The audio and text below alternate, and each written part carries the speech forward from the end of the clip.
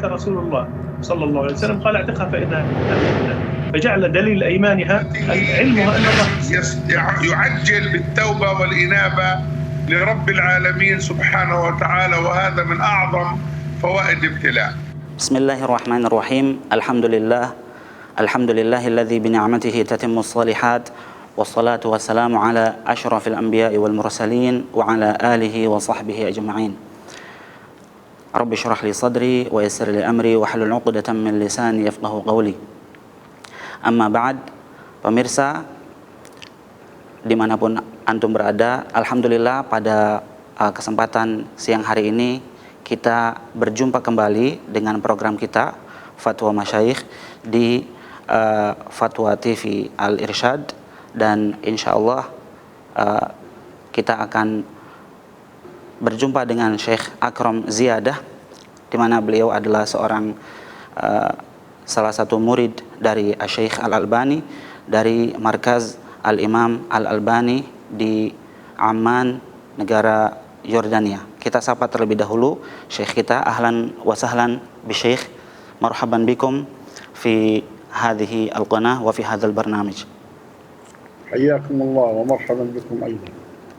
Dan tidak lupa juga, setelah lama tidak berjumpa dengan para pemirsa setelah libur dari Idul Fitri, kita mengucapkan kepada pemirsa sekalian, taqabbalallahu minna wa minkum salihal a'mal. Semoga Allah Subhanahu wa taala menerima semua amal ibadah dan amal saleh yang telah kita lakukan selama bulan Ramadan. Wa la'alla fadilat Syekh aidan yurid an yuhanni al-muslimin al-indonesiyin bi al-Eid as-Sa'id. Alhamdulillah الذي أعاننا على الصيام، ونسأله تبارك وتعالى أن يتقبله منا وأن يتقبل منا القيام، ونحمده تبارك وتعالى أن يسر لنا بعد صيام رمضان صيام 6 من شوال، والحمد لله الذي من على الأمة الإسلامية في أيام أواخر أيام شهر رمضان ويوم العيد بنصر مؤزر وإذلال لأعداء الأمة من المحتلين الغاصبين، ونصرة المسجد الأقصى وبيت المقدس. فأهنئ نفسي وأهنئ المسلمين أجمعين في كل مكان بنصر الله تبارك وتعالى الذي هو بداية النصر المبين إن شاء الله، وتقبل الله منا ومنكم الصيام والقيام، وكل عيد وأمتنا بخير إن شاء الله تعالى. تفضل. Alhamdulillah, Syekh mengucapkan selamat kepada kita semua atas Hari Raya Idul Fitri, dan Syekh juga berdoa kepada kita, untuk kita semua, semoga Allah Subhanahu wa taala menerima seluruh amal saleh yang kita lakukan selama bulan Ramadan, dan apalagi Allah Subhanahu wa taala juga memberikan kesempatan kepada kita untuk melaksanakan puasa 6 hari pada bulan Syawal yang akan menjadi penyempurna daripada puasa Ramadan. Dan juga tidak kalah penting bahwa Allah Subhanahu wa taala memberikan pertolongan yang luar biasa kepada saudara-saudara kita di Baitul Maqdis, Al-Masjidil Aqsa. Allah Subhanahu wa taala menolong kaum muslimin di Al-Quds, Al-Masjidil Aqsa, dan insyaallah ini merupakan kemenangan pertama bagi kaum muslimin untuk melawan musuh-musuhnya. Baik, hal nabda ya Syekh bi qiraatil as'ilah. Alaikum. Baik, kita akan mulai dengan membacakan beberapa pertanyaan dari pemirsa Fatwa TV. Di sini ada beberapa pertanyaan. Di sini pertanyaan berasal dari Bapak Luqman Aziz dari Sulawesi Selatan, Kota Makassar. Ia mengatakan, Bismillah, Assalamualaikum warahmatullahi wabarakatuh. Saya dan suami saya tidak memiliki anak, lalu saya mengangkat anak laki-laki dari keponakan suami saya. Apakah status saya dengan anak laki-laki angkat saya itu menjadi mahram untuk saya? Barakallahu fikum. Imra'ah min Sulawesi sa'alatkum wa hiya taqul ana lam urzaq biwalad wa ana ittakhadhtu ibnan min ahadil aqriba, fahal yasihhu li hadha wa hal sa'asbihu ana ahadal maharim li hadzal walad am la? Yani qadiyat at-tabanni, hal hadhihi al-mar'ah yumkin an tusbiha ahad maharim li hadzal walad am la? Syukran.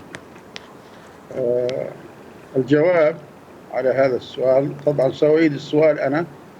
امرأة تسأل أنها تبنت ولدا من أحد أقاربها لأنها لم ترزق بالأبناء. نعم. فما هو السبيل أن يكون هذا الولد محرما لها؟ نعم. هكذا ينبغي أن يكون السؤال.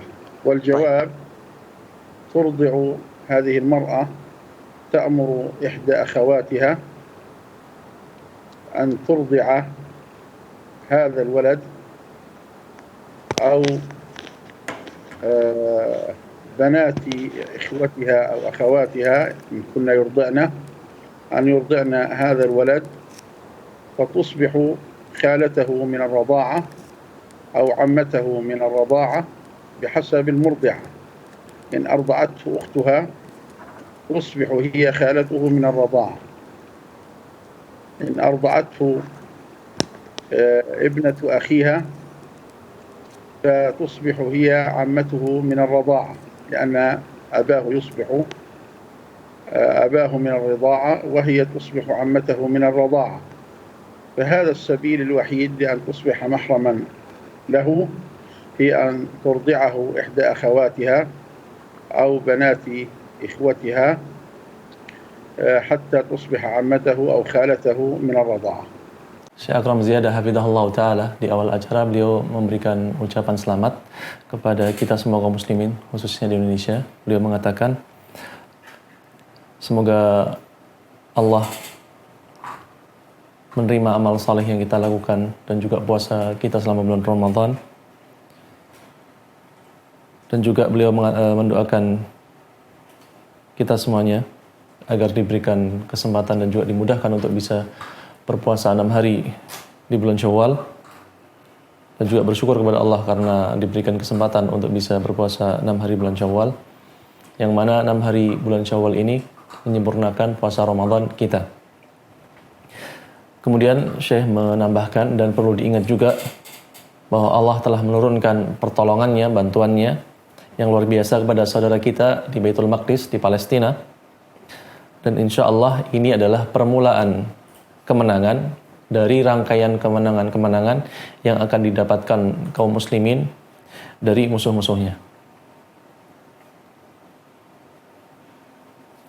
Beranjak ke pertanyaan pertama, Syekh Akram Ziyadah Hafidhahullah Ta'ala, beliau menjelaskan supaya ibu tersebut yang ingin mengangkat anak agar bisa menjadi mahram bagi anak angkat tersebut atau bayi angkat tersebut, maka satu-satunya cara adalah dengan meminta bantuan saudari kandungnya, baik itu kakaknya, kakak perempuan atau adik perempuannya, untuk menyusukan bayi tersebut. Bayi tersebut disusui oleh kakak ataupun adik perempuan dari si ibu tersebut. Dan tentunya anak persusuan baru dianggap sebagai anak persusuan dalam hukum Islam ataupun dalam fikih ketika sudah menyusu selama sebanyak 5 kali, minimalnya 5 kali penyusuan. Sehingga ketika si bayi tersebut sudah menyusu sebanyak 5 kali, maka si ibu angkat ini bisa menjadi bibinya, bibi dan juga mahram dari anak bayi tersebut. Kemudian Syekh mengulang kembali, maksudnya meminta saudari sepersusuannya, saudari kandungnya ataupun kakak adiknya dari perempuan tersebut, dari ibu tersebut yang masih menyusui bayinya. Dan tentunya ketika si kakak ataupun adik tadi masih memiliki balita dan masih memiliki ASI, yang dengannya bisa menyusukan si bayi angkat tersebut. Kemudian kita tegaskan lagi syaratnya selama si bayi belum mencapai 2 tahun dari usianya dan juga mendapatkan susuan sebanyak 5 kali. Allahu ta'ala alam. Jazakumullahu khairan Syekhana ala hadza al-jawab, wa nakhdu ila as-su'al الثاني yang ini dari pertanyaan yang kedua. Alhamdulillah, kita masuk ke pertanyaan yang kedua. Di sini dari Bapak Saharuddin di Kalimantan Timur, ya, Kabupaten Kutai Barat, ya. Bismillah, assalamualaikum warahmatullahi wabarakatuh. Afan, mau bertanya Ustaz, jika waktu gerhana bulan mendekati waktu sholat isya, apakah kami tetap melaksanakan sholat gerhana dan khutbah, kemudian menunda waktu sholat isya, atau kami laksanakan sholat isya agar cepat, kemudian kami laksanakan sholat gerhana? Sa'ilun min Kalimantan Asyarqiyah yas'alukum fadilat syekh عن قضية خسوف القمر أو صلاة خسوف القمر. إذا صادف وقت خسوف القمر هذا وقت المغرب، هل يقدمون صلاة العشاء على صلاة خسوف القمر، أم أنهم يصلون العشاء أولا ثم يصلون صلاة الخسوف بعد صلاة العشاء؟ نعم، الجواب هم يصلون العشاء في وقتها أولا، ثم يصلون الخسوف بعد صلاة العشاء، لأن صلاة العشاء أوجب من صلاة الخسوف. وصلاة الخسوف مختلف فيها بين أهل العلم، فمنهم من يذهب إلى وجوبها وهو الأصح، لقول النبي صلى الله عليه وسلم: إن الشمس والقمر آيتان من آيات الله لا ينخسفان ولا ينكسفان لموت أحد ولا لحياته، فإذا رأيتموهما يعني خسفا أو كسفا فصلوا. فهذا الأمر بالصلاة للوجوب.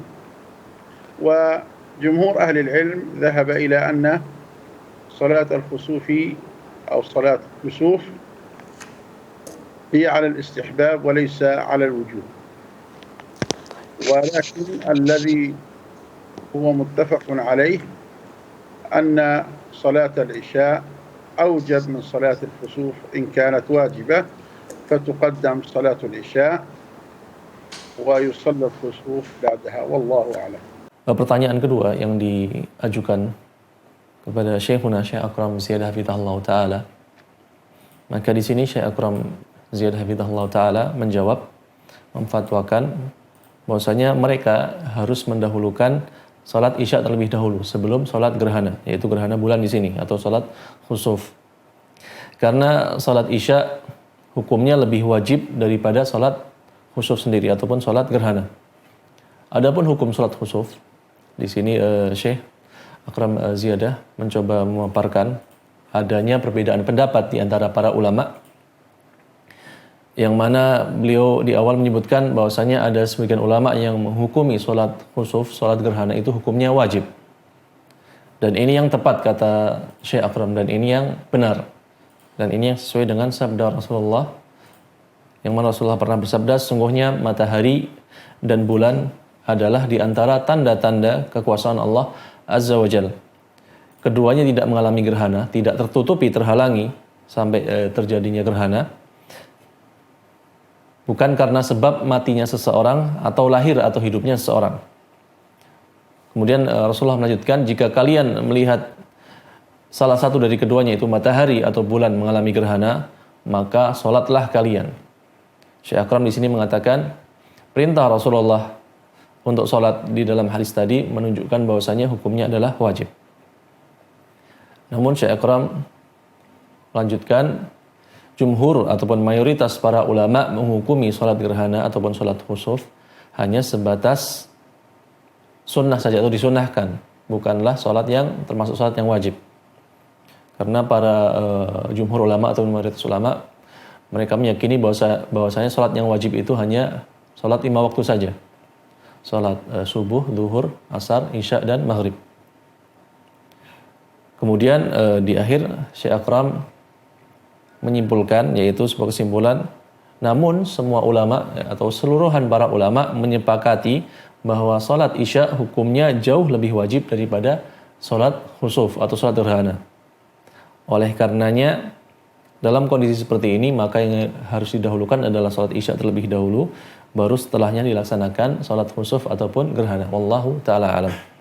Jazakumullahu khairan ala jawabikum fadilat Syekh. Wa nakhdul an ila as-su'al al-ati, as-su'al ats-tsalits. Siti Halimah dari Ibu Siti Halimah di Yogyakarta, Kabupaten Sleman, Indonesia. Assalamualaikum Ustaz, mau tanya bagaimana hukum sholat 4 rakaat setelah sholat Isya.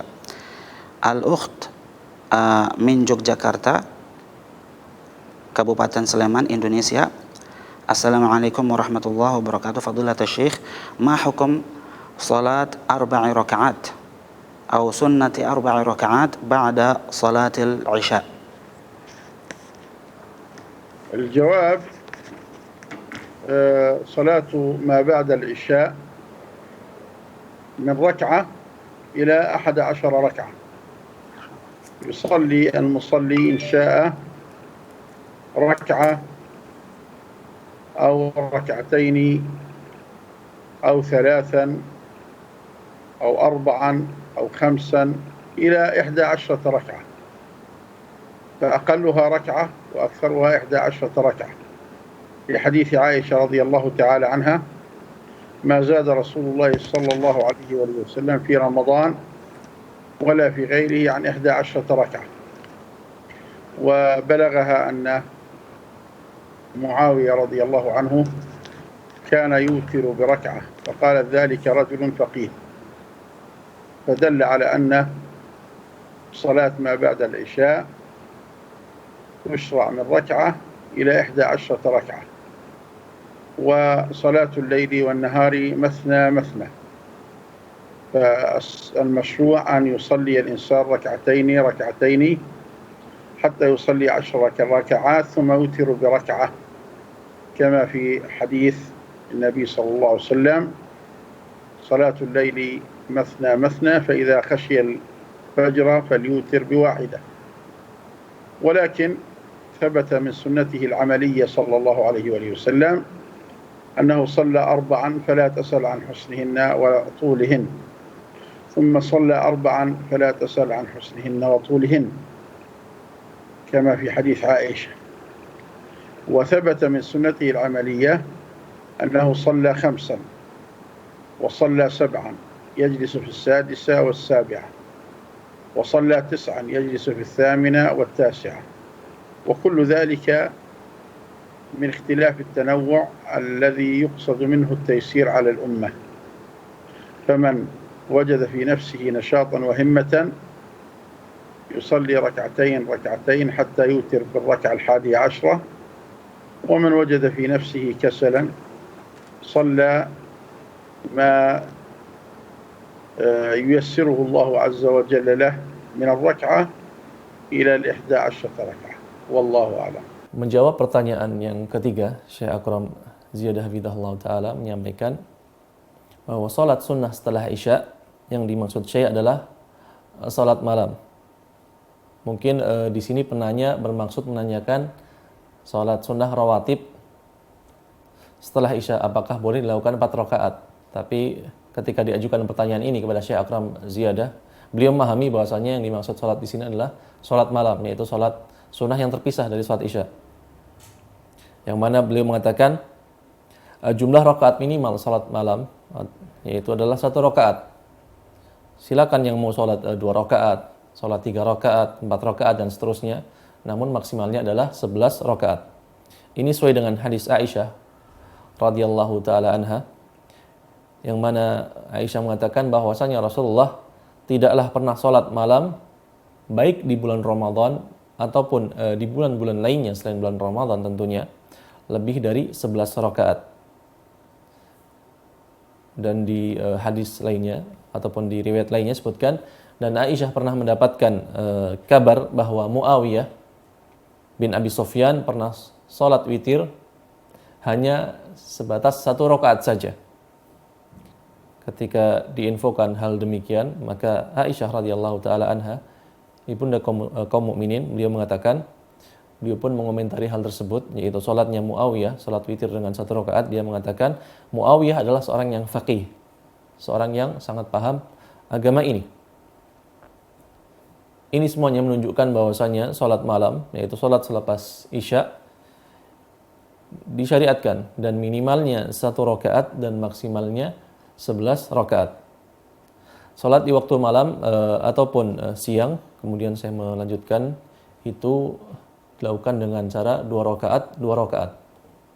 Baik di waktu siang ataupun di waktu malam. Dua-duanya 2 rakaat, 2 rakaat. Ini sesuai dengan sabda Rasulullah. Kemudian yang disyariatkan bagi seorang ketika dia ingin sholat malam lebih dari misalnya 8 rakaat atau 10 rakaat, maka dia lakukannya dengan cara 2 rakaat, 2 rakaat sampai mencapai bilangan rakaat yang ke-10, kemudian dia tutup dengan witir 1 rakaat. Ini semua sesuai dengan hadis Nabi SAW, salatul laili mathna mathna, salat malam itu dilaksanakan dengan cara 2 rakaat, 2 rakaat. Wa idza khasyitum dukhula aw fatakum waqtul isya atau waqtul lail, kalau seandainya kalian mengkhawatirkan masuknya waktu fajar dan berlalunya waktu malam, maka salatlah witir 1 rakaat saja. Ketika misalnya seorang dia terlambat bangunnya, dia bangunnya menjelang subuh, kemudian dia ingin salat malam, tapi ternyata dia khawatir kalau ketika dia salat malam tiba-tiba azan subuh masuk, maka bagi orang ini salatlah witir 1 rakaat. Demikian Rasulullah menyabdakan. Namun ada juga hadis yang menyebutkan bahwasanya Rasulullah pernah sholat 4 rakaat. Disebutkan di sini, jangan kalian tanyakan seberapa lamanya Rasulullah sholat dan seberapa bagusnya sholat Rasulullah. Dan ini diulang sebanyak 2 kali. Bagaimana Rasulullah sholatnya sangat panjang dan juga sangat bagus. Itulah beberapa sunnah yang terdapat di hadis Aisyah.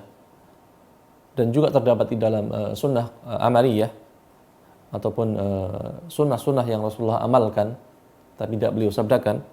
Disebutkan di sini bahwasanya Rasulullah pernah salat sunnah, yaitu salat malam yang beliau melakukan sebanyak 5 rakaat. Beliau juga pernah salat malam sebanyak 7 rakaat, yang mana beliau duduk tasyahudnya sebanyak 2 kali, yaitu tasyahud di rakaat ke-6 dan tasyahud di rakaat ke-7. Ketika Rasulullah salat sebanyak 7 rakaat, maka beliau bertasyahudnya 2 kali. Di rakaat ke-6 tasyahud awal, rakaat ke-7 tasyahud al-akhir. Demikian juga ketika beliau SAW salat malam sebanyak 9 rakaat, maka beliau duduk tasyahud di rakaat ke-8 dan tasyahud di rakaat ke-9 langsung. Rasulullah lakukan secara langsung, tidak dipotong 2 rakaat 2 rakaat. Semuanya ini, kata Syekh Akram Ziyadah, beliau menjelaskan ini termasuk perbedaan yang sifatnya sebatas variasi dan juga macam-macam.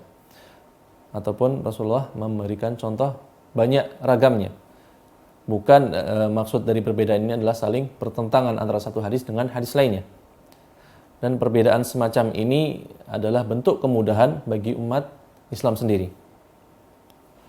Kemudian di akhir Syekh Akram menasihati, barang siapa yang bersemangat dan memiliki tekad yang kuat, maka salatlah salat malam dengan cara 2 rakaat 2 rakaat sampai menyempurnakan rakaat yang ke-11. Beliau di sini berpesan diupayakan orang yang memiliki semangat yang tinggi dan juga tekad yang kuat untuk salat malam sebanyak 11 rakaat. Barang siapa yang sudah atau memiliki semangat yang surut ataupun semangatnya berkurang, maka dia salat sesuai dengan kemudahan dan kemampuan yang Allah berikan kepadanya. Dari mulai misalnya dia hanya mampu 1 rakaat, maka silakan salat malam 1 rakaat, salat witir 1 rakaat, sampai kalau dia mampu sampai 11 rakaat, walhamdulillah. Wallahu ta'ala alam. Jazakumullahu khairan ala jawabikum, wa nantaqil ila as-su'al ar-rabi'. Sekarang kita bacakan soal pertanyaan yang lain dari pemirsa. Di sini dari Bapak Wahyudi, ya, dari Riau, Kabupaten Kuantan Sengingi, Indonesia.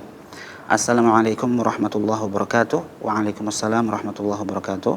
Ustadz, saudara saya menikah lewat jalur ta'aruf. Dia baru tahu setelah menikah ternyata tangan istrinya lumpuh sebelah.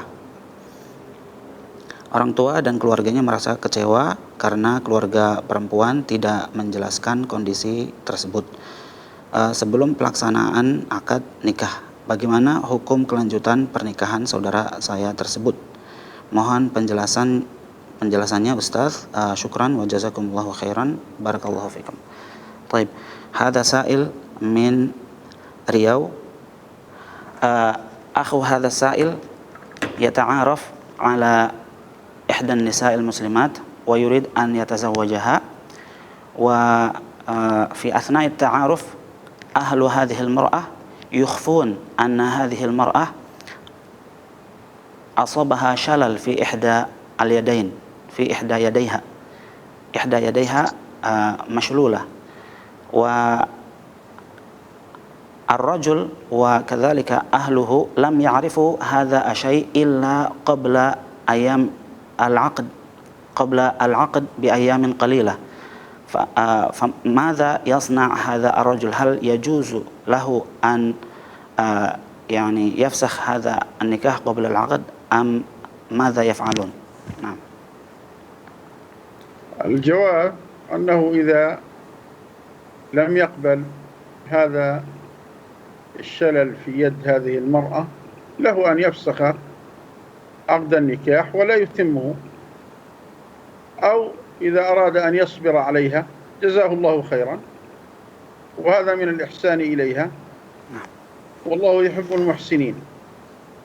فهو بالخيار، إما أن يفسخ العقد وإما أن يمضيه، هو صاحب القرار في ذلك.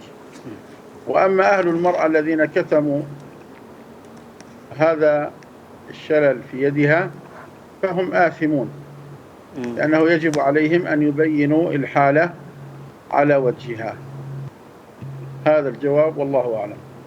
Pertanyaan keempat, Syekh Akram memfatwakan bahwa bagi pihak pria atau calon mempelai laki-laki yang merasa dirugikan karena adanya ketidaktransparan atau ketidakterbukaan dari pihak calon wanita yang menyembunyikan aib, yaitu aib berupa lumpuh di salah satu tangannya, maka pihak laki-laki di sini, calon suami di sini, berhak membatalkan pernikahan tersebut. Namun bila dia mau menerima kondisinya, kondisi calon istrinya yang cacat ataupun lumpuh tangannya tadi, dan bersabar atasnya, maka insya Allah baginya pahala dan Allah akan membalasnya dengan kebaikan yang banyak. Dan ini bentuk ihsan ataupun kebaikan kepada calon istrinya. Dan Allah mencintai hambanya yang berbuat baik atau berbuat ihsan. Maka di sini si penanya ini ataupun pihak laki-laki di sini dia di antara dua pilihan. Dia berhak membatalkan pernikahan tersebut atau tetap melangsungkan pernikahan tersebut. Di sini dia yang memiliki kuasa dan keputusan dalam masalah tersebut, apakah akan lanjut atau putus. Adapun pihak keluarga dari wanita tadi, yang mana mereka menutupi aib dari wanita tersebut atau menutupi cacatnya ataupun lumpuh di tangannya, di bagian tangannya, maka keluarga ataupun dari pihak keluarga wanita ini, mereka semuanya tentunya berdosa ketika mereka memang sengaja menutupi aib tersebut. Karena dalam kondisi ini mereka harusnya wajib terbuka dan transparan dan menjelaskan kondisi wanita tersebut apa adanya. Ini yang bisa kami jawab, kata Syekh Akram Ziyadah. Allahu ta'ala alam. Jazakumullahu khairan ala jawabikum syekhana, wa indana as'ilatun ukhra sanaqra'uha alaikum. Huna ihdal akhawat min namanya Ibu Indahwati ya, dari Jakarta Pusat. Beliau bertanya, apakah membunuh cicak dapat memperoleh pahala? Bukankah yang bersalah itu adalah nenek moyang cicaknya? Dan kenapa semua anak keturunannya semua menanggung hukumnya? Ukhtuna hadhihi sa'alatkum an al-hikmah wara'a qatl al-wazagh. Limadha nahnu idha qatalna al-wazagh fa nahnu sanahsul ala ajr? Alaysa al-wazagh alladhi yukhti'u huwa usul hadha al-wazagh, wa limadha هذا الأجر أيضا نحن سنحصل عليه إذا قتلنا هذا الوازغ الذي يعيش في عصرنا هذا؟ أليس الإثم أو الخطأ هو واقع من الوازغ القديم في العصور القديمة، في في عصر إبراهيم عليه السلام عندما أحرق، لماذا نحن نحصل أيضا على أجر إذا قتلنا الوزغ الذي يعيش في عصرنا هذا؟ هذا هو سؤالها. نعم. الجواب أن هذا حكم شرعي، والأحكام الشرعية لا تعلل بالعقل. النبي صلى الله عليه وسلم أخبرنا أنه من قتل الوزغ فله 100 حسنة أو له كذا وكذا حسنة في رواية أخرى، لأنها كانت تنفث على إبراهيم النار، وهذا في أصل هذه الحشرة أو هذه الدابة من دواب الأرض أو من حشرات الأرض. فنحن نفعل ذلك امتثالا لأمر النبي عليه الصلاة والسلام. ولماذا نعاقب وزغ زماننا مع أن الذي أخطأ هو الوزغ الذي كان في زمن إبراهيم عليه السلام؟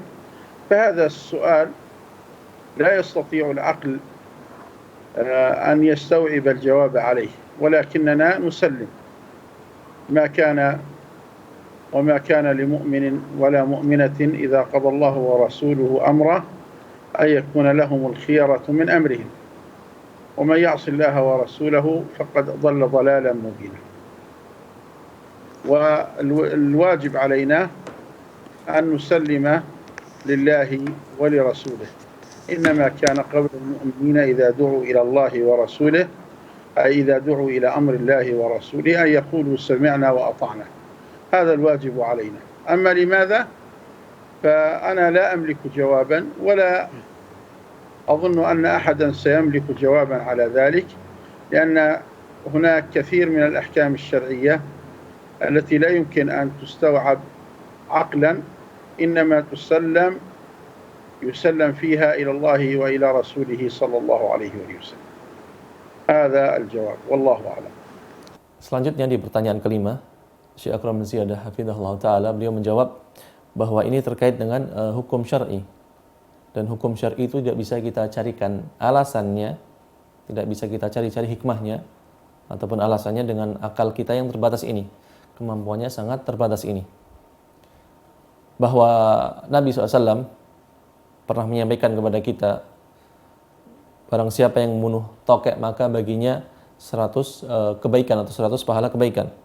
Dan di riwayat lainnya disebutkan ganjaran kebaikan dalam jumlah bilangan yang berbeda. Karena dulunya tokek termasuk binatang yang meniup dan mengobarkan api yang membakar Nabi Ibrahim alaihissalam. Dan tokek termasuk binatang yang melata, dan kita diperintahkan untuk membunuhnya. Dan di sini kita membunuh tokek tadi karena semata melaksanakan perintah Rasulullah SAW. Adapun pertanyaan dan kenapa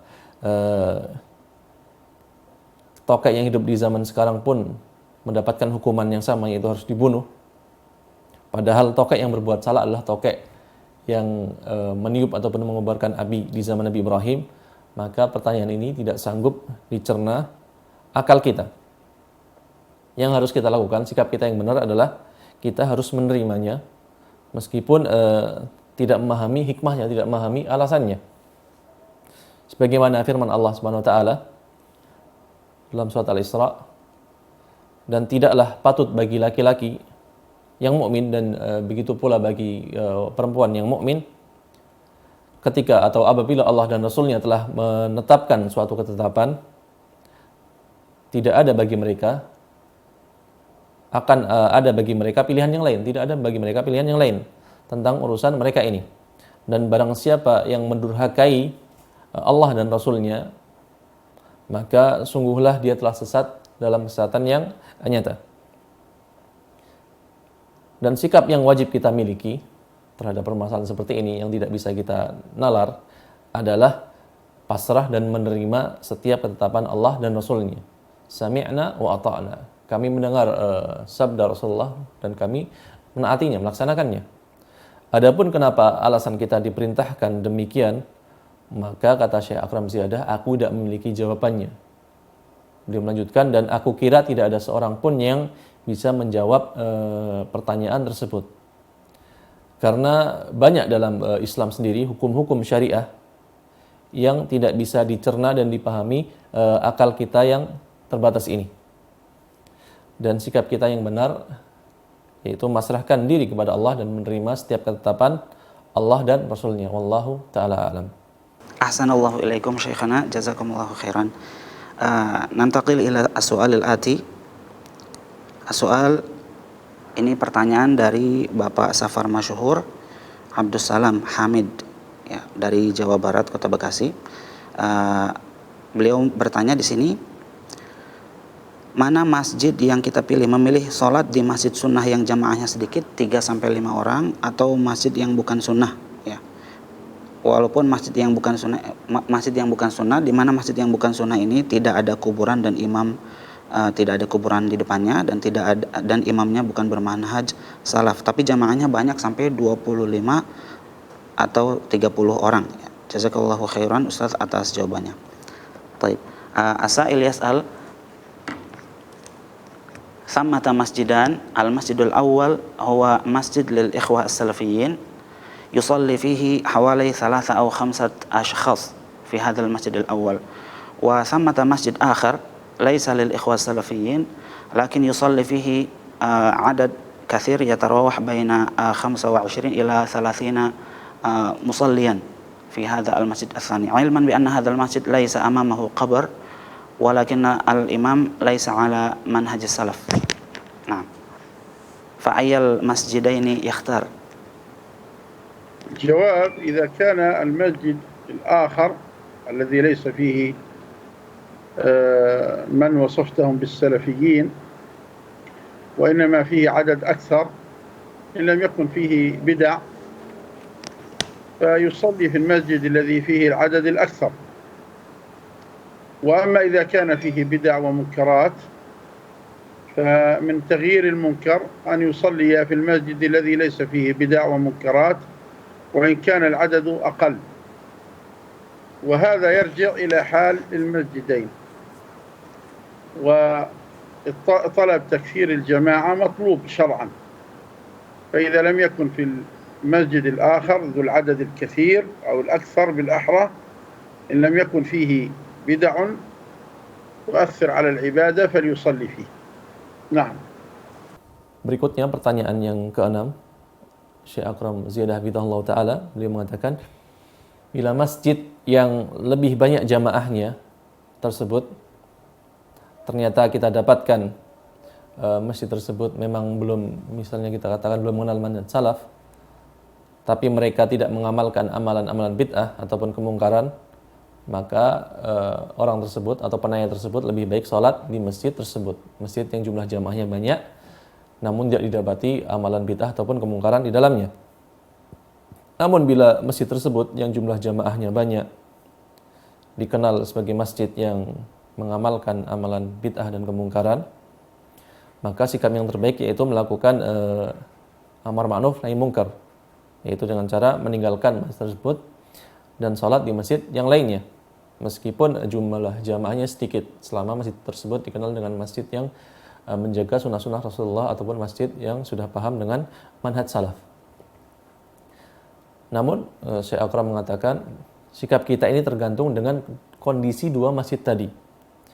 Jika kita dapati masjid yang jumlahnya banyak tadi, kita dapati ternyata masjid tersebut tidak ada amalan-amalan bid'ah ataupun kemungkaran, maka lebih utama sholat di situ. Namun bila di masjid tersebut kita dapati adanya amalan-amalan bid'ah dan kemungkaran, maka salat di masjid yang jamaahnya lebih sedikit tanpa adanya bid'ah dan kemungkaran tentu jauh lebih utama. Tuntutan untuk salat di masjid yang jumlah jamaahnya banyak ini sesuai dengan tuntutan syariah. Wallahu ta'ala alam. Baik. As-su'alul ati, barakallahu fikum syekhana. As-su'alul ati dari hamba Allah Riau, Kota Pekanbaru. Assalamualaikum Ustaz. Seseorang tidak berpuasa sama sekali seumur hidupnya tanpa uzur syar'i dan tidak mengqadha puasanya sama sekali. Apakah hukum orang ini adalah murtad dan apakah ada cara lain untuk mengqadha puasa selain dengan puasa juga? As-sa'il yas'al syakhsun لم يعني لم يصم رمضان طول حياته وليس له في ذلك عذر شرعي، هل يعتبر الرجل مرتدا عن الإسلام أم لا؟ وهل ثمة طريقة أخرى لقضاء الصيام بغير الصيام؟ نعم. الجواب في بعض مذاهب أهل السنة كمذهب سفيان بن عيينة في رسالته المشهورة بأصول أهل السنة يعتبر من لم يصم رمضان متعمدا كافرا خارجا من الملة. وجمهور أهل السنة غير سفيان بن عيينة يذهبون إلى أن ترك الصيام لا يؤدي إلى الكفر والخروج من الملة، وإنما هو كفر عملي. فالاختلاف بينهم في مسمى هذا الكفر، فجمهور أهل السنة على أنه كافر كفر عملي، وسفيان بن عيينة كافر كفر يعني يعتبره كافرا كفرا اعتقاديا بتركه الصيام. وإذا أراد أن يكفر عن ذنبه فليس له إلا الصيام، فليس هناك سبيل لقضاء الصيام بالإطعام مثلا. إذا كان قادرا على الصيام فيجب عليه أن يصوم وأن يكثر من صيام النوافل لعل الله عز وجل يكفر عنه ما فاته من صيام طيلة حياته. ولا نعلم مكفرا عن الصيام المقدور عليه إلا بالصيام والله أعلم. Syekh Akram Ziyadah Hafizahullah Ta'ala menjawab pertanyaan yang ke-7 terkait permasalahan orang yang meninggalkan puasa sama sekali, apakah baginya kafarah selain puasa itu sendiri. Maka di sini Syekh Akram menyebutkan beberapa ataupun dua pendapat ulama. Yang pertama adalah pendapat dari seorang ulama yang mulia, yaitu Sufyan bin Uyainah rahimahullah ta'ala, yang mana Sufyan bin Uyainah menganggap orang yang dengan sengaja meninggalkan puasa Ramadan maka dia dihukumi kafir dan telah keluar dari agama Islam. Adapun jumhur ulama ahlu sunnah, mayoritas ulama ahlu sunnah, mereka semua bermadhab bahwa atau berpendapat bahwa orang yang meninggalkan puasa Ramadan maka tidak terjatuh kepada kekafiran yang menyebabkan dirinya keluar dari agama Islam. Namun kafir di sini dia dihukumi kafir, namun kafirnya di sini hanya sebatas kafir amali, yaitu kafir dari sisi amalannya saja, bukan dari sisi keyakinannya. Maka Syekh Akram mengatakan pada intinya perbedaan di sini yaitu bahwa jumhur ulama, mayoritas ulama menganggap kafir di sini hanya sebatas kafir amali, kafir dari sisi amalannya saja. Adapun Sufyan bin Uyainah menganggapnya sebagai kafir i'tiqadi ataupun kafir dari sisi akidahnya. Akidahnya sudah kafir, sudah keluar dari Islam sama sekali. Maka ketika kita berasumsi ataupun mengambil pendapat jumhur ulama, jika dia ingin menghapus dosanya, yaitu dosa meninggalkan puasa dengan sengaja, maka hanya bisa dihapus, diganti dengan kafarah, yaitu berpuasa itu sendiri. Tidak bisa diganti ataupun tidak ada kafarah baginya dengan memberikan makan kepada orang miskin. Dan dia wajib melakukan kafarah dengan berpuasa itu sendiri selama dia masih kuat dan mampu untuk berpuasa.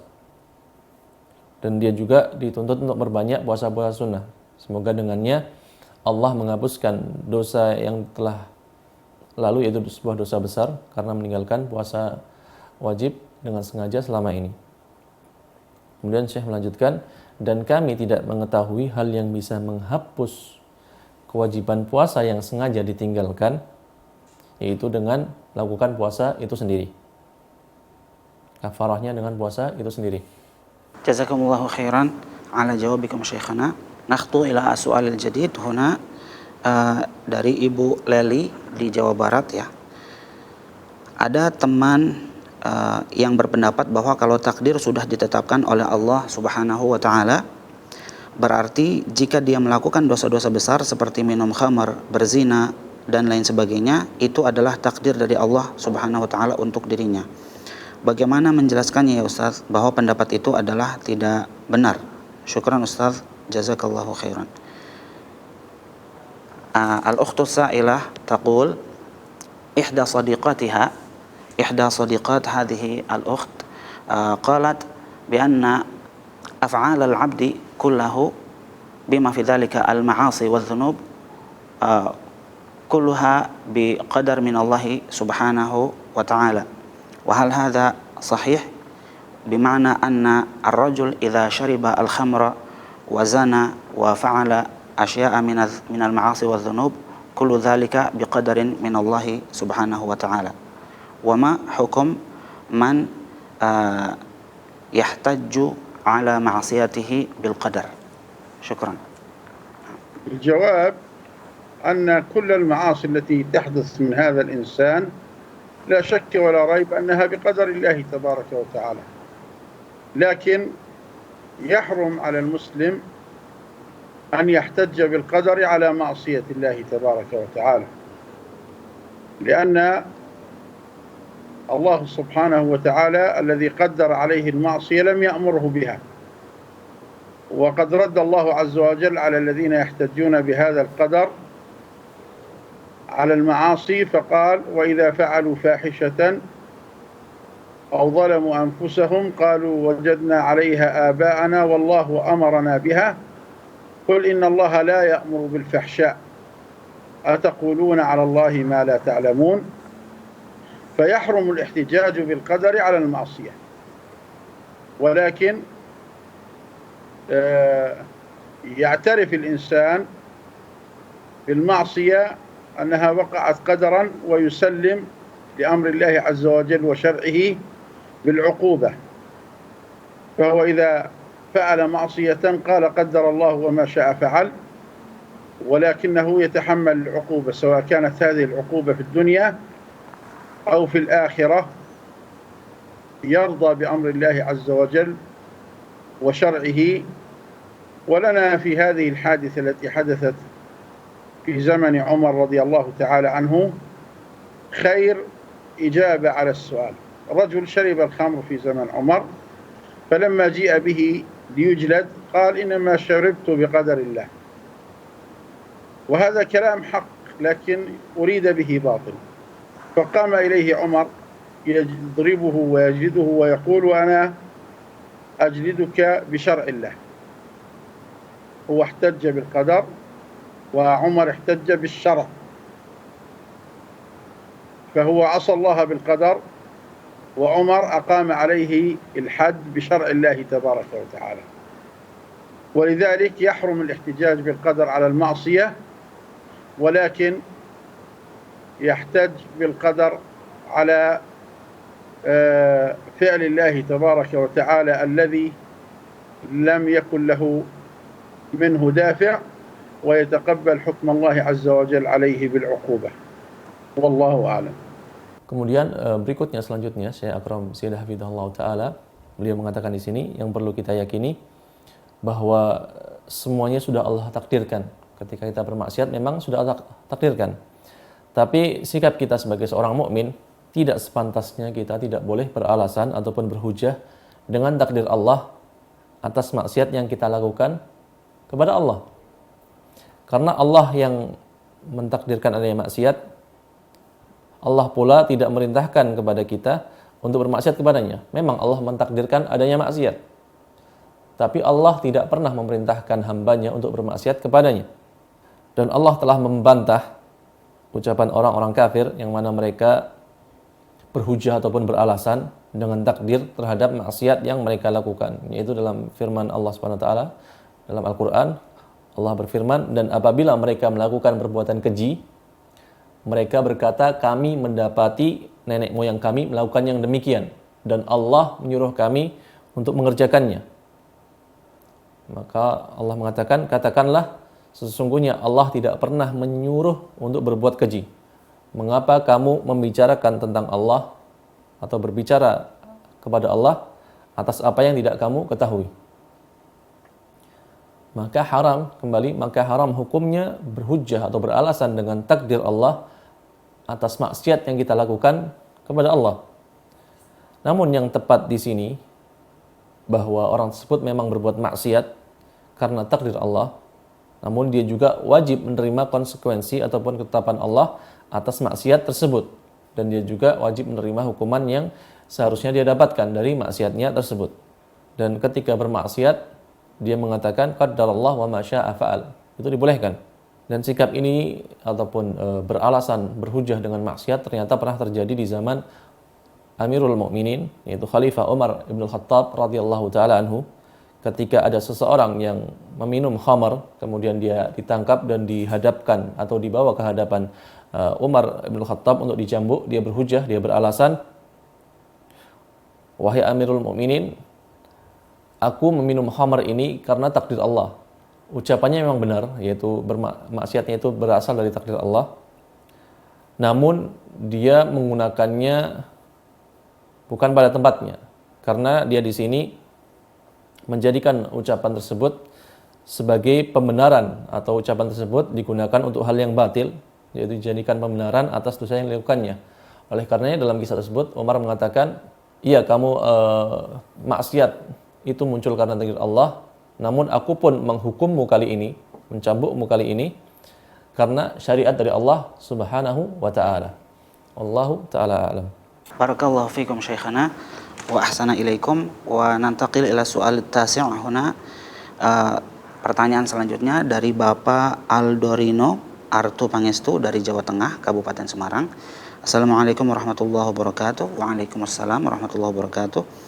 Barakallahu fikum kepada para asatidzah di Dewan Fatwa Perhimpunan Al-Irsyad. Saya ingin menanyakan titipan pertanyaan dari kakak ipar saya, yaitu betulkah ada anggapan bahwa apabila ada seorang janda yang ditinggal mati oleh suaminya, kemudian si janda tersebut menikah lagi, maka si janda tersebut tidak mendapatkan bagian surga yang sama dengan suami pertamanya dulu. Apakah anggapan tersebut benar? Syukran lakum. Wassalamualaikum warahmatullahi wabarakatuh. As-sailu yaqul, hal al-armalah allati tuwfiya anha zawjuha, al-armalah allati tuwfiya anha zawjuha thumma tazawwajat al-armalatu min rajulin akhar, yadhunnu al-ba'd anna hadhihi al-armalah idha dakhalat al-jannah fa innaha la tanalu min nasib al-jannah illa nasiban aqal min nasib zawjiha al-awwal. Fahal hadha al-i'tiqad aw hadha al-za'm sahih? شكرا شيخنا. الجواب أنها تعامل في الآخرة في الجنة بقدر عملها. كل الناس يدخلون الجنة برحمة الله ويتقاسمون الجنة بأعمالهم، وربما تكون هذه المرأة مع زوجها الثاني خيرا منها من زوجها الأول، وقد يكون زوجها الثاني خيرا من زوجها الأول، فهي بحسب عملها، فمن يعمل مثقال ذرة خيرا يره ومن يعمل مثقال ذرة شرا يره. فإذا زادت حسناتها وزادت أعمالها الصالحة في عهد زوجها الثاني أو مع زوجها الثاني فتكافأ على ذلك ولا تظلم شيئا ولا يظلمون شيئا، ونضع الموازين القسط ليوم القيامة فلا تظلم نفس شيئا وإن كان مثقال حبة من خردل أتينا بها وكفى بنا حاسبين. فهذا الاعتقاد الموجود عند البعض اعتقاد باطل، والله تبارك وتعالى لا يظلم أحدا شيئا من حقه، ولذلك نهيب الأرامل اللواتي يتزوجن أزواجا آخرين بعد الزوج الأول أن يحسن وأن يزدن في الأعمال الصالحة ولا يخشين ضياع شيء من أعمالهن، لأن الله عز وجل لا يظلم مثقال ذرة وإن تك حسنة يضاعفها ويؤتي من لدنه أجرا عظيما والله أعلم. Wanita tersebut, yaitu seorang janda tadi, akan mendapatkan balasan surga sesuai dengan kadar amalan yang dilakukannya, sesuai dengan tingkatan amal soleh yang dia miliki. Karena semua manusia hanya akan selamat dengan rahmat Allah Subhanahu wa taala, dan mereka baru akan mendapatkan bagian dari surga sesuai dengan tingkatan dan kadar amalan soleh yang dimilikinya. Bisa jadi keberadaan wanita tersebut bersama suaminya yang kedua di surga itu jauh lebih baik posisinya atau pendudukannya di surga dibandingkan tingkatan surga yang ditempati oleh suaminya yang pertama. Demikian pula bisa jadi suaminya yang kedua ini jauh lebih baik daripada suami yang pertama dan juga jauh lebih soleh darinya. Maka wanita ini tergantung dengan amalan soleh yang dimilikinya sesuai dengan firman Allah Azza wa Jal. Barang siapa yang mengerjakan kebaikan seberat dzarrah pun, dzarrah para ulama mengatakan seberat semut yang paling kecil pun, niscaya dia akan melihat balasannya. Dan barang siapa yang mengerjakan keburukan atau kejahatan meskipun sebesar dzarrah, niscaya dia akan melihat balasannya pula. Ketika wanita ini menambah amalan salihnya setelah menikah yang kedua kalinya, maka akan bertambah pula pahalanya. Demikian juga ketika amal salihnya ini dilakukan di masa suaminya yang kedua atau periode kedua pernikahannya. Tentunya Allah tidak akan menyia-nyiakan setiap pahala yang seharusnya didapatkan dari amalan salihnya. Sebagaimana firman Allah dalam Al-Quran, dalam surat Al-Anbiya, kami akan memasang timbangan yang tepat pada hari kiamat. Maka tiadalah dirugikan seseorang barang sedikit pun, dan jika amalan itu hanya seberat biji sawi pun, pasti kami mendatangkan pahalanya. Atau seberat semut yang paling kecil pun, kami mendatangkan pahalanya. Dan cukuplah kami sebagai pembuat perhitungan. Surat Al-Anbiya. Keyakinan yang tadi, yang ditanyakan oleh penanya tadi adalah keyakinan yang batil, keyakinan yang salah, tidak tepat. Karena Allah tidak pernah menzalimi seorang pun dari mendapatkan hak yang seharusnya dia dapatkan. Oleh karena itu ketika kami mendapati seorang wanita atau janda yang menikah dengan suami keduanya, maka yang dipesankan oleh kami, yaitu oleh Syekh Akram Ziyadah, kami pesankan kepadanya untuk berbuat baik kepada suaminya, berbakti kepada suaminya, dan terus menambah amalan-amalan saleh, dan jangan takut kehilangan sesuatu dari pahala amalan saleh yang pernah dikerjakannya. Kemudian Syekh Akram Ziyadah menutup jawaban dari pertanyaan ini dengan mengutip firman Allah Subhanahu wa taala, sesungguhnya Allah tidak menganiaya seorang pun walaupun sebesar dzarrah. Dan jika ada kebajikan sebesar dzarrah, niscaya Allah akan melipat gandakan pahalanya dan memberikan dari sisinya pahala yang besar. Surat An-Nisa ayat 40. Kemudian beliau mengatakan wallahu taala alam. Baik, nantaqil ila as-su'al al-ashir. Di sini ada pertanyaan dari Ibu A. Fatimah, Sulawesi Selatan, Kota Makassar. Bismillahirrahmanirrahim. Assalamualaikum warahmatullahi wabarakatuh. Waalaikumsalam warahmatullahi wabarakatuh. Maaf Ustaz, ana ingin bertanya bagaimana pendapat Ustaz jika ada yang mengatakan kita tidak perlu ikut campur dengan urusan negara dan pemerintahan seperti halnya dengan permasalahan yang terjadi dengan saudara-saudara kita di Palestina.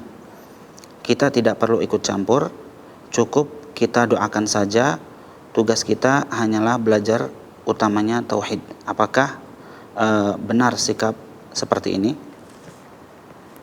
Al-ukhtu sa'ilah Fatimah min Sulawesi Al-Janubiyah qalat fi su'aliha minan nas man yaqul annana yanbaghi alla natadakhal fi umur ad-daulah wa syu'un as-siyasiyah wal hukumiyah wa min dhalika qadiyatu ikhwatina fi Filastin fa yanbaghi lana alla natadakhala fi dhalika wa laysa lana illa an nad'uwa lahum bil khair wa wazifatuna wa wajibuna huwa at-ta'allum wa تعلم التوحيد فهل هذا الموقف صحيح؟ الجواب هذا الموقف خطأ 100% من كل الوجوه، لأن الله عز وجل قال إنما المؤمنون إخوة، وقال النبي صلى الله عليه وآله وسلم مثل المؤمنين في توادهم وتراحمهم كمثل الجسد إذا اشتكى منه عضو تداعى له سائر الجسد بالحمى والسهر. والله تبارك وتعالى أوجب على المؤمنين أن يوالي بعضهم بعضا، فقال سبحانه وتعالى والمؤمنون والمؤمنات بعضهم أولياء بعض. فكيف وليك لا تشعر به؟ وما يحدث في أي جزء من أجزاء العالم الإسلامي سواء كان في فلسطين أو في بورما في ميانمار أو في الصين أو في أفغانستان أو في أي مكان من الأرض أمر يهم المسلمين جميعا، ويجب على كل مسلم أن يهتم له وكأنه يصيبه خاصة. فكيف إذا كان هذا الأمر في أولى القبلتين وثالث المسجدين وأرض الأنبياء التي بارك الله عز وجل فيها للعالمين؟ ألم يسمع هذا السائل قول الله عز وجل في الأرض التي باركنا فيها للعالمين؟ فأرض فلسطين بركة لأهل الأرض جميعا، للعالمين جميعا في جميع أنحاء الأرض. الأرض المقدسة سماها الله عز وجل الأرض المقدسة، وهي بركة للعالمين، وجعل فيها آيات بينات ساق لها محمدا صلى الله عليه وآله وسلم في رحلة الإسراء. سبحان الذي أسرى بعبده ليلا من المسجد الحرام إلى المسجد الأقصى الذي باركنا حوله. فالبركة في المسجد الأقصى ليست في حجارته وليست في أشجاره وليست في أثماره وليست في أطياره فقط، كلها مباركة، ولكنها البركة في أهله الذين هم على خطى الأنبياء عليهم الصلاة والسلام. وفيه اجتمع الأنبياء كلهم للصلاة خلف سيد الأنبياء محمد صلى الله عليه وآله وسلم. فكيف لنا ألا نهتم لهذا الأمر؟ وهذا ليس من أمر السياسة، هذا من أمر الدين، والسياسة من الدين، فديننا فيه سياسة. ولولا دفع الله الناس بعضهم ببعض لهدم الصوامع وبيع وصلوات ومساجد يذكر فيها اسم الله كثيرا ولا ينصرن الله من ينصره إن الله قوي عزيز. فنصرة الدين جزء من هذا الدين، ونصرة المسلمين جزء من هذا الدين. نصرة المسلمين بالقلوب والمشاعر والدعاء والمال والنفس، والجهاد ذروة سنام الإسلام. ومن الجهاد جاهدوا المشركين بأموالكم وأنفسكم وألسنتكم. فالجهاد من أنواع الجهاد، الجهاد باللسان، بالدعاء، بالبيان. ولذلك الذي لا يهتم بأمر المسلمين فإيمانه ناقص وإسلامه ناقص، فليحذر ذلك. فالذي يجعل من قضية أي قضية إسلامية سواء كان في فلسطين أو في غيرها يجعل منها فقط قضية سياسية، فهذا لا يعرف سياسة ولا يعرف دينا. والسياسة جزء لا يتجزأ من دين الله تبارك وتعالى، وتسمى عند أهل العلم بالسياسة الشرعية. فمن السياسة الشرعية مناصرة المسلمين حيثما كانوا. ونحن حين كنا نسمع في الأحداث التي كانت تجري في بعض مناطق في إندونيسيا قبل سنوات، كنا نشعر كأنها تحدث في نفوسنا وفي أبداننا. وحين انفصلت بعض أجزاء إندونيسيا عنها في يد الصليبيين كنا نشعر أنه قد انفصلت أجزاء وأعضاء من أبداننا ما شاء الله. وليست تلك البلاد. ولذلك ينبغي على المسلمين أن يشعر بعضهم بشعور بعض، وأن يناصر بعضهم بعضا، وأن يدعو بعضهم لبعض. أما الانشغال بالعلم دون الجهاد فهذا لا شك إنقاص في الدين. فالجهاد ذروة سنام الإسلام وجزء لا يتجزأ من دين الله، ومنه الجهاد باللسان وبالقلم وبغيره. هذا والله أعلم.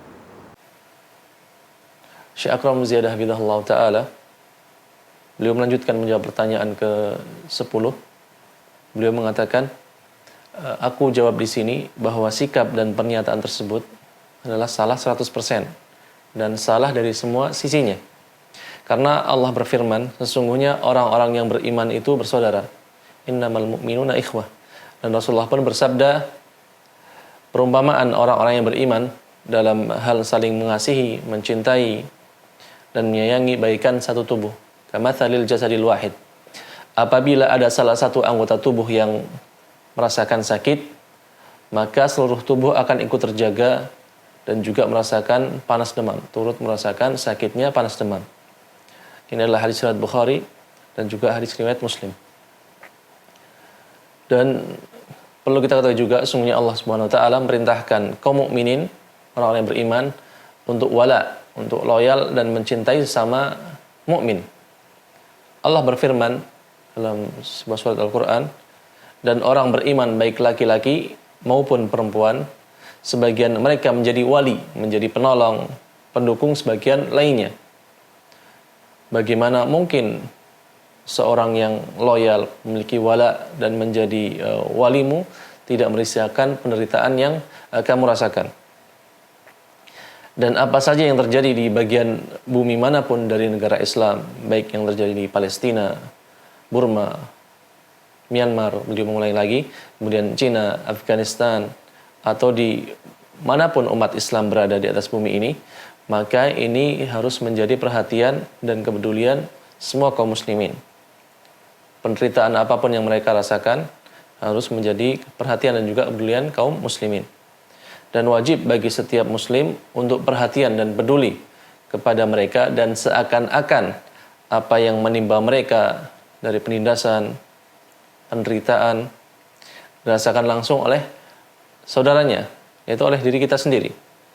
Maka bagaimanapun pula bila itu menimpa tempat yang pernah menjadi kiblat pertama umat Islam, yaitu Masjidil Aqsa, dan tempat di mana masjid paling mulia nomor 3 berada, tempat di mana itu adalah negerinya para nabi, yang mana Allah menjadikan keberkahan berasal dari tempat tersebut untuk semua negara di bumi ini. Keberkahan berasal dari Al-Aqsa dan untuk semua bumi. Apakah sang penanya tadi belum pernah mendengar firman Allah, dan kami selamatkan Ibrahim dan Lut ke sebuah negeri yang kami telah memberkahinya untuk sekalian manusia, yaitu negeri Palestina. Dan negeri Palestina mendatangkan keberkahan bagi seluruh belahan bumi manapun. Allah dalam Al-Quran namanya dengan bumi yang Allah muliakan, dan Allah berikan keberkahan baginya, dan keberkahan juga bagi seluruh alam, dan padanya tanda-tanda yang jelas dari kenabian, wahyu dan sebagainya. Dan Rasulullah pun ketika Isra, Rasulullah dibawa ke Masjidil Aqsa untuk diisrakan, sebagaimana Allah berfirman, Maha suci Allah yang telah memperjalankan hambanya, yaitu Nabi Muhammad, pada suatu malam dari Masjidil Haram ke Masjid Al-Aqsa yang telah kami berkahi sekelilingnya, agar kami perlihatkan kepadanya sebagian dari tanda-tanda kebesaran kami. Sungguhnya Allah, Dia adalah Zat yang Maha mendengar lagi Maha melihat. Surat Al-Isra ayat pertama. Dan keberkahan ada pada Masjid Al-Aqsa Bukan hanya pada bebatuannya saja, bukan hanya pada pepohonannya saja, bukan hanya pada buah-buahnya saja, bukan hanya pada burung-burungnya saja atau hewan-hewannya. Semuanya Allah berkahi. Dan terutama keberkahan itu terdapat pada penduduknya yang mana mereka berasal dari keturunan para nabi. Hampir semua nabi berasal dari Palestina. Dan di situ pula nanti Nabi Muhammad akan mengimami para nabi-nabi lainnya yang telah Allah kumpulkan untuk berkumpul di tempat tersebut. Maka bagaimana mungkin kita tidak peduli, kita acuh dan tidak perhatian kepada perkara Palestina. Dan kebetulan ini tidak ada kaitannya dengan permasalahan politik. Ini adalah murni permasalahan agama. Dan sebaliknya permasalahan politik pun termasuk permasalahan agama. Agama Islam sendiri memiliki sistem politik, yaitu siasah syariah. Kemudian Syekh melanjutkan, dan sekiranya Syekh mengutip sebuah ayat di surat Al-Hajj ayat ke-40, dan sekiranya Allah tiada menolak keganasan ataupun kekejaman sebagian manusia dengan sebagian yang lainnya, tentulah telah dirobohkan biara-biara Nasrani, gereja-gereja, rumah-rumah ibadat orang Yahudi, dan masjid-masjid yang di dalamnya banyak disebut nama Allah. Sesungguhnya Allah pasti menolong orang yang menolong agamanya. Sesungguhnya Allah benar-benar maha kuat lagi maha perkasa. Menolong agama Islam bagian dari Islam itu sendiri, dan menolong umat Islam demikian juga bagian dari umat Islam sendiri. Menolong kaum muslimin yang tertindas dengan membacakan doa kunut ataupun doa pada umumnya, dan memberikan bantuan harta ataupun jiwa kita sendiri, jiwa raga kita. Dan jihad juga termasuk dari puncak ataupun puncak ibadah dari agama Islam itu sendiri. Di antara jihad melawan orang musyrikin, yaitu jihad dengan harta kita, dengan jiwa raga kita, dan juga dengan lisan kita. Di antara bentuk jihad dengan lisan adalah jihad dengan kita berdoa, mendoakan mereka, mendakwai mereka, atau mendakwai musuh-musuh Islam dan memberikan penjelasan kepada mereka. Maka siapa saja yang tidak peduli dengan permasalahan kaum muslimin, dia adalah orang yang memiliki iman yang kurang sempurna, dan Islamnya pun kurang sempurna. Maka siapapun yang menjadikan permasalahan umat Islam dimanapun seperti Palestina ini hanya sebatas permasalahan politik saja, dia persempit di situ saja, maka dia tidak paham politik dan juga tidak paham agama Islam itu sendiri. Karena dalam Islam sendiri ada yang namanya politik, dan disebutkan oleh para ulama dengan istilah siasah syariah, politik yang sesuai dengan syariat. Di antara siasah syariah yaitu membantu kaum muslimin dimanapun mereka berada. Dan kita pernah mendengar peristiwa yang terjadi di Indonesia beberapa tahun yang lalu, beberapa musibah yang menimpa kaum muslim Indonesia. Kami merasakan kalau musibah itu menimpa diri kami sendiri, kata Syekh Akram Ziyadah, menimpa badan kami. Dan ketika sebagian daerah Indonesia memilih memisahkan diri dari negara Indonesia dan jatuh ke tangan non-muslim Nasrani, kami pun seperti merasakan ada anggota badan kami yang terlepas.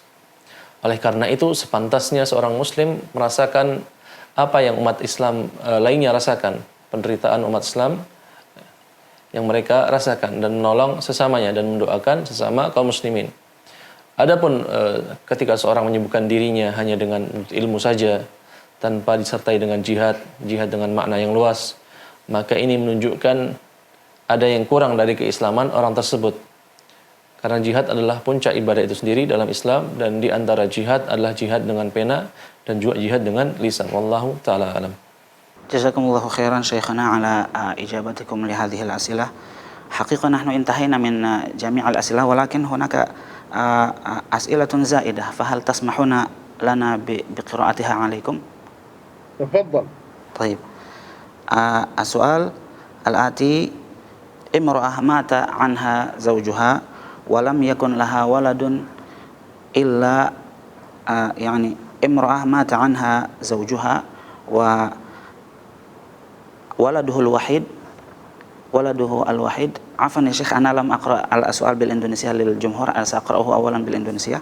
Jadi di sini ada pertanyaan dari Ummu Leo dari Jawa Barat, Kabupaten Bekasi. Assalamualaikum warahmatullahi wabarakatuh. Ustaz, saya mau bertanya, saya single parent, mempunyai anak berkebutuhan khusus atau autisme. Apakah saya boleh berdoa supaya saya dan anak saya itu jika mati bisa bersama-sama? Karena khawatir jika saya mati dahulu, dia tidak ada yang mau atau tidak ada yang bisa merawatnya. Jazakumullahu khairan, Ustaz. Waalaikumsalam wa jazakum wa iyyakum. Di sini asailah qalat fi su'aliha wa hiya qad tuwfiya anha zawjuha ولم يكن لها إلا ولد وحيد وهذا الولد يعني يعاني من ولد إن صح التعبير ولد معتوه ولد مختل عقليا يعني يعاني من توحد وهل يجوز لها شرعا أن تدعو الله سبحانه وتعالى أن يتوفاها هي وابنها في وقت واحد لأن هذه المرأة تخشى على ابنها إذا يعني لأنها إذا توفيت الأم قبل الابن هي تخشى أن هذا الابن لم يجد من يربيه ولم يجد من يعني ينفق عليه وكذا. نعم. هذه المرأة التي ابتليت بمثل هذا المريض فيجوز لها أن تدعو بما شرعه لنا النبي صلى الله عليه وسلم وقال لا يتمنين أحدكم الموت لضر أصابه فإن كان لابد فاعلا فليقل اللهم أحيني ما كانت الحياة خيرا لي وتوفني إذا كانت الوفاة خيرا لي. وهذا الدعاء دعا به الإمام البخاري رحمه الله تعالى لما أصابه الضر من أهل بلده في ليلة الأول من شوال سنة 656 من الهجرة. حين أصابه الضر دعا بهذا الدعاء في آخر ليلة من رمضان اللهم أحيني ما كانت الحياة خيرا لي وتوفني إذا كانت الوفاة خيرا لي. فقبضه الله عز وجل في آخر ساعة من ساعات رمضان بعد انتهاء رمضان وفي ليلة الأول من شوال سنة 56 و600 استجاب الله عز وجل دعاءه. فيدعو الإنسان بمثل هذا الدعاء اللهم أحيني ما كانت الحياة خيرا لي وتوفني ما دامت الوفاة خيرا لي. وإذا كانت تدعو لابنها بذلك اللهم أحييه ما كانت الحياة خيرا له وتوفه إن كانت الوفاة خيرا له. تدعو لنفسها وتدعو له. أما لا تدعو على نفسها ولا تدعو على ولدها بالموت لأن هذا محرم. قال النبي صلى الله عليه وسلم لا تدعوا على أنفسكم ولا على أولادكم ولا على أموالكم. فيحرم أن يدعو الإنسان على نفسه أو ولده أو ماله ولكن يدعو بما بيناه من كلام النبي عليه الصلاة والسلام وبما كان عليه سلفنا الصالح وعلى رأسهم من ذكرناه وهو الإمام البخاري والله أعلم.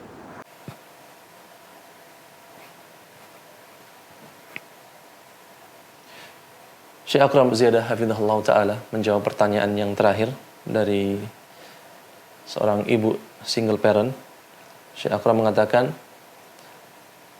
ketika seseorang mendapati kondisi demikian seperti yang dirasakan ibu tadi, dia single parent dan memiliki anak yang memiliki kebutuhan khusus, maka Syekh Akram mengatakan silakan boleh berdoa, tapi doanya tersebut harus sesuai dengan apa yang Rasulullah ajarkan dalam syariatnya. Rasulullah pernah bersabda, tidak diperkenankan seseorang mengharapkan kematian karena musibah atau cobaan yang menimpanya. Kemudian Rasulullah mengajarkan doa yang Rasulullah tuntunkan kepada umat ini ketika mendapatkan ujian ataupun cobaan. Itu doa yang Rasulullah bacakan, ya Allah, berikanlah aku kehidupan atau kesempatan hidup jika hidup itu jauh lebih baik bagiku, dan matikanlah diriku jika kematian itu jauh lebih baik bagiku.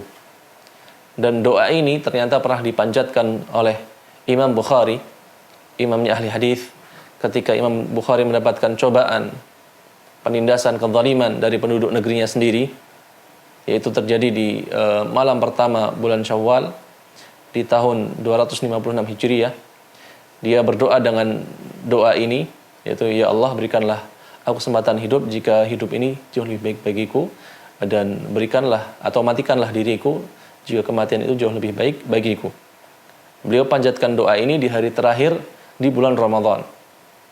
Ya Allah berikanlah aku kesempatan hidup jika hidup itu jauh lebih baik bagiku, dan matikanlah diriku jika kematian itu jauh lebih baik bagiku. Maka Allah pun mewafatkan Imam Bukhari di waktu terakhir, yaitu di bulan Ramadan, di menit-menit terakhir di bulan Ramadan, dan permulaan masuknya malam bulan Syawal. Allah mengijabah doanya, Allah mengabulkan doa dari Imam Bukhari. Demikian juga ketika si ibu tadi ingin mendoakan anaknya yang memiliki kebutuhan khusus, anak berkebutuhan khusus, maka doa yang sepantasnya ibu ini panjatkanlah, ya Allah berikanlah anakku kesempatan hidup jika memang hidup lebih baik baginya, dan matikanlah anakku jika memang kematian itu lebih baik baginya. Adapun meminta doa untuk dimatikan baik untuk dirinya atau keluarganya atau orang lain, maka ini diharamkan. Atau meminta doa dengan doa keburukan, maka ini diharamkan, sebagaimana sabda Rasulullah, janganlah kalian berdoa meminta keburukan untuk dirimu sendiri, untuk keluargamu, dan untuk orang lain. Maka di sini diharamkan berdoa minta keburukan, termasuk di antara meminta dimatikan, karena kita belum tahu apakah kematian itu lebih baik bagi kita atau tidak. Maka sikap seorang muslim ketika menghadapi musibah, cobaan, ujian adalah mencontoh apa yang dilakukan oleh imam para ahli hadis, yaitu Imam Bukhari, yang mana beliau memberikan keteladanan ketika beliau mendapatkan cobaan, beliau berdoa dengan doa yang Rasulullah tuntunkan. Wallahu ta'ala alam. Baik, barakallahu fikum syekhana. Baik, intahayna min jami' al-as'ila walhamdulillahi rabbil alamin, wa nas'alullah subhanahu wa ta'ala an yubarika fikum wa an yaj'al ulumakum nafi'atan lana jami'an. وأنا أيضا أختم بهذا. نعم.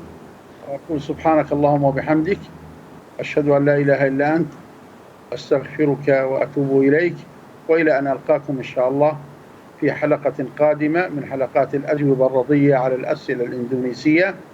وكانت هذه حلقتنا 19 من حلقات الأجوبة الرضية على الأسئلة الإندونيسية. لأن ألقاكم في حلقة قادمة وهي الحلقة 20. أتمنى لي ولكم ولسائر المسلمين الخير والعزة والبركة والنصر المؤزر على أعداء هذه الأمة الذين لا يرقبون في مؤمن إلا ولا ذمة، ولنكن كما أرادنا الله تبارك وتعالى، ولكن كونوا عباد الله إخوانا. والسلام عليكم ورحمة الله وبركاته. Waalaikumsalam warahmatullahi wabarakatuh. Syekh mendoakan untuk kita semua. Setelah beliau membaca doa kafaratul majlis, Syekh mendoakan keberkahan dan kebaikan untuk kita semua. Dan kami juga dari Fatwa TV mengucapkan terima kasih banyak kepada pemirsa yang telah menonton acara ini. Jazakumullahu khairan. Subhanakallahumma wa bihamdik asyhadu an la ilaha illa anta astaghfiruka wa atubu ilaik. Wassalamualaikum warahmatullahi wabarakatuh. قال أنت رسول الله صلى الله عليه وسلم، قال اعتقها فإنها فجعل دليل أيمانها علمها أن الله يعجل بالتوبة والإنابة لرب العالمين سبحانه وتعالى، وهذا من أعظم فوائد ابتلاء.